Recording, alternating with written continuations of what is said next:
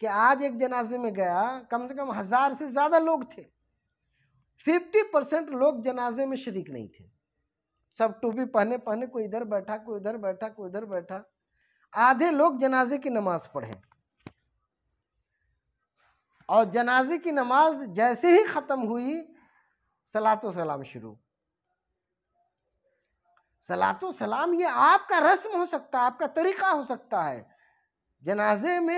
جنازے کا نماز کا حصہ نہیں ہو سکتا، یہ رسول اللہ کا طریقہ نہیں ہے، نہ یہ سنت سے ثابت ہے، ہاں لیکن یہ حرام بھی نہیں ہے۔ ہم کہہ رہے ہیں کہ یہ سنت سے ثابت نہیں ہے، لیکن اگر کوئی اٹھ کے کھڑا ہو جائے اور کہے کہ یہ حرام ہے تب بھی یہ زیادتی ہوگی اس کی، سنت سے ثابت نہیں ہے، لیکن یہ حرام بھی نہیں ہے، لیکن یہ فرض بھی نہیں ہے، آپ بھی جان لیجئے، پڑھنے والے لوگوں کو بھی جاننا چاہیے کہ یہ فرض بھی نہیں ہے، لیکن اگر اسی میں سے 4 آدمی نکل کے چلا جائے تو اگلے دن اس کا سماج سے بائیکاٹ ہو جائے گا کہ نہیں؟ سب لوگ سلام پڑھ رہے تھے، یہ 5 آدمی نہیں پڑھا، وہابی ہے یہ وہابی ہے، یہ دیوبندی ہے، یہ بدعقیدہ ہے، یہ اب اس کا بائیکاٹ کرو۔ مولانا یہ زیادتی ہے، یہ سراسر زیادتی ہے کہ جس کو اللہ اور رسول نے فرض اور واجب نہیں کیا اس کو آپ فرض اور واجب کر رہے ہیں،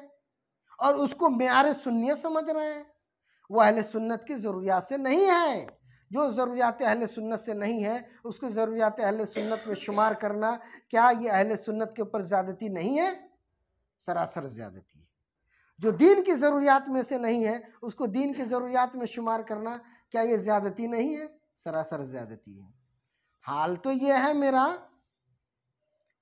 کہ اگر 500 لوگ جنازے کی نماز میں شریک تھے تو جان لیجئے آپ، میرا ایک گمان ہے کہ 5 سے 10% لوگوں کو دعا یاد رہی ہوگی اور اس کے علاوہ کو نہیں رہی ہوگی، اور نہیں تو سروے کر لیا جائے اس کا۔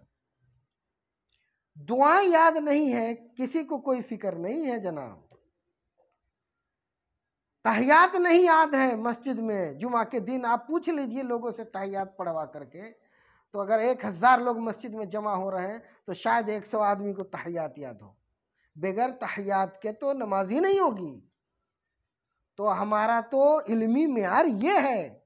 لیکن اگر کوئی جنازے کے بعد یا عید بقرعید کی نماز کے بعد یا جمعہ کی نماز کے بعد یا فجر کی نماز کے بعد صلاۃ و سلام میں ہمارے ساتھ شریک نہیں ہوتا ہے تو ہم اگلے دن سے اس کو بدعقیدہ گھوشت کر دیتے۔ یہ دین پہ زیادتی نہیں ہے، یہ امت پہ زیادتی نہیں ہے، سراسر زیادتی ہے۔ اگر امت کا اتنا ہی درد ہے ہمارے ان علماء کو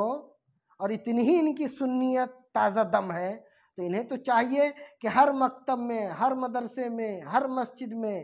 ایسی معیاری تعلیم کرائیں کہ امت کا ایک فرد بھی جاہل نہ رہے، اور ہر